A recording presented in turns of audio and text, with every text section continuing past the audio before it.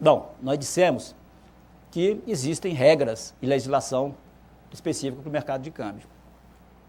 Hoje já se discute no Brasil a moeda estrangeira de uma maneira bastante diferenciada.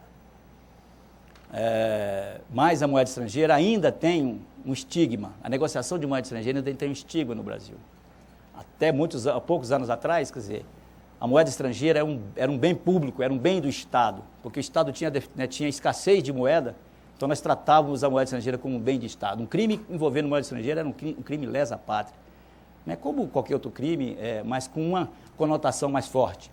Então nós temos um mercado de câmbio hoje regulado, né, com uma disposição ainda de 1962. Existe uma lei chamada Lei de número 4131, de 1962, que estabelece a condição, né, de formalização da operação de câmbio no Brasil. Quer dizer, e essa disposição está em vigor até hoje, como existem algumas outras legislações que têm alguns princípios legais, sobre esse aí que nós vamos comentar agora. Bom, o primeiro princípio que está na nossa legislação é uso obrigatório da moeda nacional em operações internas. Nenhum de nós pode, entre si, fazer uma operação, seja para referenciar o pagamento em moeda estrangeira, seja para liquidar aquele pagamento em moeda estrangeira. É o que nós chamamos custo forçado da moeda nacional, né? A moeda estrangeira, ela não pode ser utilizada internamente. Qualquer um de nós aqui que tiver uma moeda estrangeira e precisar se desfazer dela, temos que procurar uma instituição autorizada a operar em câmbio pelo Banco Central, porque é aí que a lei determina que seja feita a operação. Uma operação entre entes não autorizados é uma operação ilegal, né? Aí é uma operação típica de mercado paralelo, né? Que é o ponto 2, né? Compra e venda de moeda estrangeira exclusivamente em instituição autorizada a operar em câmbio pelo Banco Central, independentemente da licitude da operação que dê origem àquela moeda, né? Quer dizer, a moeda estrangeira tem que obrigatoriamente ser negociada através de uma instituição autorizada a operar em câmbio pelo Banco Central. E as operações de câmbio acima de $3 mil têm ainda um rito formal a cumprir, determinado em lei, que é o que nós chamamos de contrato de câmbio, né? Que as partes têm que assinar, determinando as condições, a taxa de câmbio, né? Onde vai ser entregue, a natureza da operação, né? Isso está estabelecido em lei. Uma outra condição legal é que não pode haver compensação de débito em crédito entre residentes no Brasil e residentes no exterior. Imaginemos, por exemplo, um exportador que fez uma exportação para a China de $1 milhão e fez uma importação da China de $1 milhão. Ele não pode simplesmente compensar esses dois valores. Ele tem que necessariamente, né, fazer as operações de câmbio de uma e fazer a operação de câmbio de outra. Não obstante, a possibilidade de não haver recepção ou emissão de ordem de pagamento, mas a formalização da operação de câmbio, inclusive para efeitos cambiais, estatísticos e tributários, tem que ser feita aqui internamente. Então é proibido uma compensar valores entre residentes no Brasil e residentes no exterior. E uma outra coisa importante, que hoje os exportadores brasileiros, que é uma possibilidade nova, prevista na lei de 2006, eles podem vender seus produtos para o exterior e receber 100% da sua receita lá fora e colocar em conta lá fora. Esse foi um grande passo que o país deu, né, nas condições hoje, eu vou comentar mais adiante, né, que nós estamos de poder internacionalizar a nossa moeda e dar as condições de tratamento, né, da economia brasileira em igualdade com outros no mundo. Quer dizer, essa foi uma possibilidade importante. Por quê? Porque a partir daí os exportadores podem gerenciar seus recursos lá fora, inclusive para fazer pagamentos. Uma outra condição legal importante é que toda aquela parte dos capitais estrangeiros, financiamentos, investimentos e empréstimos de um estrangeiro para um brasileiro tem que necessariamente ser registrado no Banco Central. É uma obrigatoriedade prevista em lei e de forma individualizada. Todo capital estrangeiro, seja através de empréstimo, financiamento e investimento, tem que estar registrado no Banco Central. E, por fim, né, existem sanções administrativas, né, no caso de descumprimento dessas regras, né? Se houver um descumprimento desses princípios legais, né, administrativamente há uma penalidade, normalmente através de ou advertência ou pode chegar a multa, né, pecuniária. Mas, se tiver dentro dessa operação alguma outra conotação de crime, de outro tipo de crime, de ordem penal, por exemplo, aí também, né, o infrator responde pelo crime na esfera do Poder Judiciário. Bom, nós tratamos aqui, então, das regras em nível legal.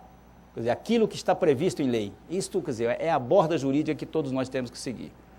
Mas existe também, previsto em lei, na Lei 4595 de 1964, que regulamentou o Sistema Financeiro Nacional, que criou o Conselho Monetário, que criou o Banco Central. A Lei 4595 outorgou competência ao Conselho Monetário Nacional e ao Banco Central do Brasil para regulamentar o mercado de câmbio. E é com base na Lei 4595 que a regulamentação que nós chamamos no nível infralegal, ou seja, abaixo da lei, naquilo que é possível fazer em nível do Poder Executivo, né, não dependendo de lei, o que está sendo feito foi feito ao longo dos anos, né, com relação ao mercado de câmbio brasileiro, né, com base na competência delegada pela Lei 4595, o Conselho Monetário Nacional e o Banco Central estabelecem regras para que os compradores e vendedores de moeda estrangeira façam suas operações de câmbio. Vocês sabem, né, que o Conselho Monetário Nacional é composto pelo ministro da Fazenda, pelo ministro, né, do Planejamento, Orçamento e Gestão e pelo presidente do Banco Central, que também tem condição de ministros. Essas três autoridades compõem o Conselho Monetário Nacional e tomam as decisões que devem ser observadas, né, pelo mercado de câmbio, e o Banco Central, seguindo essas diretrizes, também regulamenta, né, dentro da sua área de competência. As decisões do Conselho são publicadas através de resoluções, né, editadas pelo presidente do Banco Central, e as decisões da diretoria do Banco Central são publicadas através de circulares, né, havendo também uma outra figura, outro normativo, de nome Carta Circular, que é uma figura que é abaixo da diretoria, são procedimentos abaixo da diretoria, mas normalmente de ordem exclusivamente operacional, né? As cartas circulares não têm nenhuma conotação não tem caráter normativo, e simplesmente de definir procedimentos de ordem operacional. Bom, como é que então, o que nós temos hoje do ponto de vista do mercado de câmbio brasileiro, em nível de resolução e circular, né, para fins de compra e venda de moeda estrangeira? Primeiro, nós temos algumas resoluções, a mais importante dela está até referida aqui no terceiro ponto, é a 3568, que definiu as regras gerais para compra e venda de moeda estrangeira. Resolução 3568 de 2008, ela define quais são as regras gerais que devem ser seguidas pelas instituições autorizadas a operar em câmbio para comprar e vender moeda estrangeira. Em nível de Banco Central existe um regulamento, que também é definido por circular, chamado Regulamento do Mercado de Câmbio e Capitais Internacionais, RMCCI. Vocês encontram isso na página do Banco Central, lá no item Capitais Estrangeiros e Câmbio, e ali você tem por assunto exportação, importação, viagens, né, conta em moeda nacional, conta em moeda estrangeira, enfim, tem toda a parte de regulamentação do câmbio detalhada ali. Isso está numa circular do Banco Central, que está num regulamento condensado de nome RMCCI. E qual é a filosofia cambial que reina hoje no Brasil, né, que vigora hoje no Brasil? É livre conversibilidade da moeda, ou seja, tudo é permitido em termos cambiais, desde que seja legal, tenha fundamentação econômica e tenha respaldo em documentos. Por que parece ser uma coisa muito simples, mas isso foi um ganho que o país teve ao longo do tempo, né? Nem sempre foi assim. E aí vem a primeira parte daqueles 3 tempos que eu comentei de início, né, de fazer uma viagem. Vamos regredir aqui 30 anos atrás. E por que 30 anos atrás? Por vários motivos. Primeiro, como a Camila comentou de início, eu tenho 28 anos que eu estou na área de câmbio. Eu tenho 38 anos de banco, 28 anos eu estou na área de câmbio. Então eu tive a oportunidade, né, como outros colegas aqui do banco, de conviver com várias situações no Brasil no que se diz respeito ao mercado de câmbio. Nós já tivemos de A a Z, podemos dizer assim. E exatamente isso começou a acontecer na década de 80. Então nós vamos regredir à década de 80 e mostrar para vocês como é que foi a evolução do mercado de câmbio no Brasil, né? A partir de... Quer dizer, nem sempre foi assim, nem tudo foi sempre com possibilidade de você comprar e vender, né? Não existe hoje restrição para comprar e vender moeda. As pessoas têm que identificar, têm que mostrar os documentos, né, tem que ter fundamentação naquela operação que faz, mas é livre, não há limite de valor, não há nenhum tipo de restrição. As restrições que nós temos hoje no mercado de câmbio brasileiro são de ordem prudencial. Por exemplo, uma instituição financeira que for fazer um investimento lá fora, ela depende de uma autorização do Banco Central, porque avalia do ponto de vista prudencial, do ponto de vista da condição da instituição financeira fazer esse investimento. Se um fundo de investimento tiver de fazer um investimento no exterior, ele precisa de uma autorização da CVM, porque a CVM vai verificar se aquele fundo tem condições de colocar recursos lá fora, porque tem economia popular aplicada nesses fundos. Então, é uma questão prudencial. Da mesma forma, um fundo de pensão, né, corretora de seguro, que depende da SUSEP, enfim, são coisas de ordem prudencial. Mas, em geral, qualquer um de nós aqui pode comprar e vender moeda e fazer uma coisa que é o seguinte, colocar seus recursos lá fora.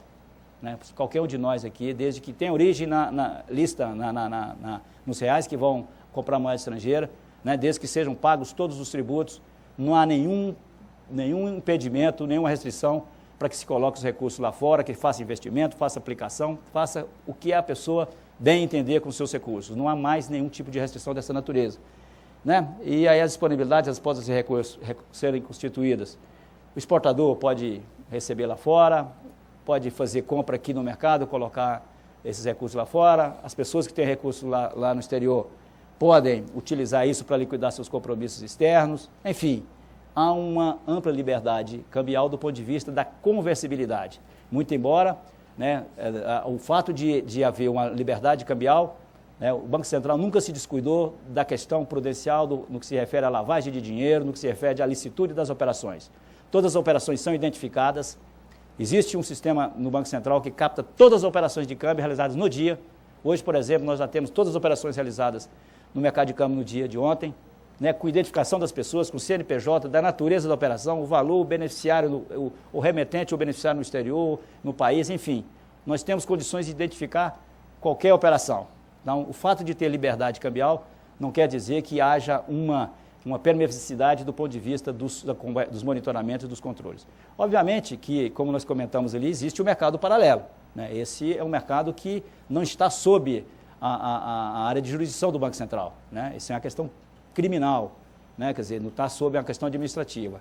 Mas, do ponto de vista administrativo, há essa liberdade, e essa liberdade traz também responsabilidades a todos os agentes, inclusive nós, do poder público, e mais ainda, né, do setor privado, e principalmente das instituições financeiras, né, que tem que observar, conhecer seu cliente, né, fazer as operações com pessoas que ele conhece, né, ter dados cadastrais dos clientes, enfim, existe todo um aparato para que isso seja feito de forma lícita.